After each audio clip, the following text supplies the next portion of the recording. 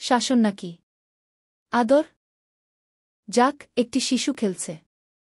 হঠাৎ কিছু ভুল করল। আপনি চিৎকার করলেন, এটা কি করছ? সেকেন্ডের মধ্যেই তার মুখে ভয়ের ছাপ। নিউরোসায়েন্স বলে, এই মুহূর্তে তার ব্রেইনে কর্টিসল নামে এক স্ট্রেস হরমোন বেড়ে যায়। এই হরমোন সরাসরি সক্রিয় করে অ্যামিগডালা, ব্রেইনের সেই অংশ যা ভয় প্রক্রিয়া করে।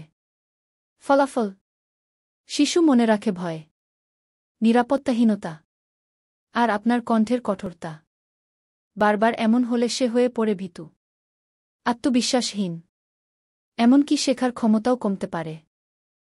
অন্য দৃশ্যটা ভাবুন। একই ভুল করল, কিন্তু আপনি ধীরে গিয়ে বললেন, দেখো, এটা এমন করলে ভালো হয়। তার চোখে ভয় নয়, বরং কৌতূহল। এবার ব্রেইনে নিঃসৃত হয় অক্সিটোসিন ও ডোপামিন, সেই ফিল গুড হরমোন যা প্রিফ্রন্টাল কর্টেক্সকে সক্রিয় করে। এটাই তাকে শেখায় আত্মবিশ্বাস, নিরাপত্তা আর নতুন কিছু শেখার আগ্রহ। তাহলে প্রশ্ন হল, চিৎকার কি সত্যিই শাসন, নাকি শুধু ভয়ের স্মৃতি তৈরি করা? ধৈর্যই একমাত্র পথ, যা শিশুর মনে গড়ে তোলে ভালোবাসা, বিশ্বাস আর আজীবনের আত্মনির্ভরতা। চিৎকার মুহূর্ত বদলায়, আদর বদলায় পুরো জীবন।